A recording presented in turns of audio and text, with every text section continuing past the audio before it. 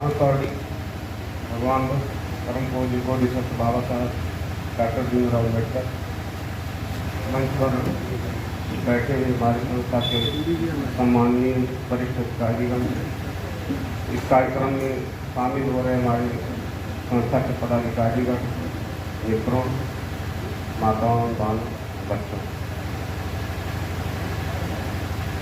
जैसा कि अभी जो चर्चा का मुख्य विषय रहा है कि संस्था के जो संस्थापक थे पिताजी आदरणीय स्मृति से परम पूज्य श्री राकेश शरण जी, तो इनके मतलब हम लोग को बचपन से जब से वो संभाले साथ में रहने का अवसर मिला और संस्था का गठन हुआ। उनके मन में आई कि जो सामाजिक कुरीतियाँ हैं, जो भेदभाव है, इसको कैसे दूर किया जाए। तो दूर करने के लिए जो बाबा साहब का प्रमुख नारा है कि शिक्षित हो, संगठित हो और संघर्ष करो, इज्जत के लिए धर्म परिवर्तन करो। उसी क्रम में आगे बढ़ते हुए सबसे पहले तो जो साहित्य की रचना की पिताजी 1976 में भीम संदेश नामक पुस्तक प्रकाशित हुई। उसमें काफ़ी संघर्ष करना पड़ा। उसमें मुकदमा दर्ज हुआ, जेल गए, सस्पेंड रहे 2 वर्षों तक। हम लोग बहुत छोटे छोटे थे, काफ़ी परेशानियों का मुकाबला हुआ। बहुत लंबी कहानी है और उसी क्रम में आगे बढ़ते हुए फिर संस्था का गठन किया गया और एक अच्छी टीम तैयार हुई। बहुत मतलब हमको तो जब से हम लोग 3-4 में पढ़ रहे थे तब से इस संस्था में जुड़े रहे। हमको सब लोग अपने परिवार की तरह मतलब सब लोग ऐसा फीलिंग आता है कि सब हमारे परिवार के सदस्य हैं।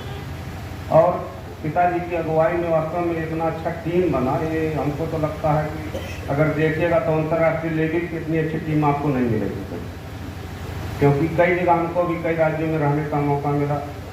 भारतीय रेल में हमको लॉ डिपार्टमेंट में काम करने का अवसर मिला। तो तमाम लोग चर्चा करते हैं, बिहार में तो हम 22 वर्षों से हैं। वहाँ के जो डीजीपी थे श्री दोहरे साहब, उनके साथ भी उनको बैठने का मौका मिला। तो बाबा साहब की जयंती पर वो आते थे, पटना में कार्यक्रम होता था। तो जितना अच्छा अनुशासन, जितने अच्छे लोग, शील सदाचार से युक्त, अनुभव से युक्त शिक्षाविद इस संस्था के लोग हैं, शायद ही ऐसा कहीं पर हमको देखने को मिलेगा। पिताजी का मिशन रहा है कि सामाजिक क्रांति, धार्मिक क्रांति और शैक्षणिक क्रांति। तो ये तीनों दिशाओं में उन्होंने काफ़ी कुछ काम किया। जो किताबें लिखी उसको हम लोग पढ़ें, समझें और उसका अनुसरण करें, तभी उनका जो मिशन था वो पूरा होगा, सार्थक होगा। और हम लोग किसी छोटी छोटी बात को ओवरलुक करना पड़ेगा आपस में। इस मतलब छोटी बड़े उद्देश्य को प्राप्त करने के लिए छोटी छोटी बातों को नज़रअंदाज करना पड़ता है। तो कोई ऐसी भावना अपने मन में कभी न लाएं। अगर कहीं कुछ ऐसी बातें आती हैं तो उसको हम लोग बैठ के उसका निदान कर लें। कभी कुछ उसको बहुत विस्तृत रूप देने का जरूरत नहीं है। और ना यहाँ कोई बहुत वैसी बात है, सब लोग बहुत अच्छे हैं, टीम बहुत अच्छी है। और पिताजी के साथ तमाम ऐसी बातें रही हैं। अभी इधर करीब 1 हफ्ते की बात मैं बता रहा हूँ। पता नहीं क्या ऐसा ही है कुछ प्राकृतिक व्यवस्था कि कई बार सपने में भी पिताजी के मतलब भेंट हुई। जैसे कार्यालय से आते थे तो हम लोग शाम को देख कर आते थे, देर हो जाती थी तो दौड़ के साइकिल पकड़ लेना या कुछ और मतलब रहता था तो सहयोग करना। तो क्योंकि ऐसा हम लोग जुड़े रहे, साथ में रहने का मौका भी मिला, ऐसी फीलिंग आती है कभी कभी। और जो काम करके गए हैं, जो आप लोगों ने साथ दिया है, उस मिशन को अभी बहुत आगे ले जाना है। ऐसा नहीं कि हम लोग डेस्टिनेशन गंतव्य तक पहुंच गए, अभी बहुत कुछ और कार्य करना है। इस संस्था का और विस्तार करना है। संस्था का नाम भी है अखिल भारतीय बाबा साहब डॉक्टर भीमराव अम्बेडकर समाज सुधार समिति। तो अखिल भारतीय लेवल पर हर राज्य में इसका विस्तार करें, इसकी शाखाएँ खोलें हम लोग। तो बाबा साहब का मिशन और पिताजी का जो उद्देश्य था वो सब पूरा होगा और हम लोग अपनी संस्था का नाम आगे बढ़ाने में सफल होंगे। और इस सब अवसर पर आप लोगों से यही अनुरोध है कि जो बौद्ध धर्म है उसको हम लोग अपने जीवन में उतारें, उसका पालन करें। हफ्ते में एक बार कम से कम अपने बच्चों के साथ बैठकर पूजा वंदना करें, उससे बहुत लाभ होगा आप लोगों को, मैं बता रहा हूँ। क्योंकि हम लोग पिताजी के साथ बैठ कर पूजा वंदना करते थे, तो हमसे पिताजी क्योंकि बचपन में हम उन्हें काफ़ी थोड़ा सा परेशान भी करते थे, कुछ अनुशासन हिंसा भी करते थे, तो वो परेशान भी रहते थे, तो सोचते थे कैसे इनकी पढ़ाई लिखाई होगी। लेकिन जो पूजा वंदना होता था उससे बहुत असर पड़ा हमारे ऊपर। और मीटिंग में लेके आते थे साथ में, तो सबका भाषण सुनना।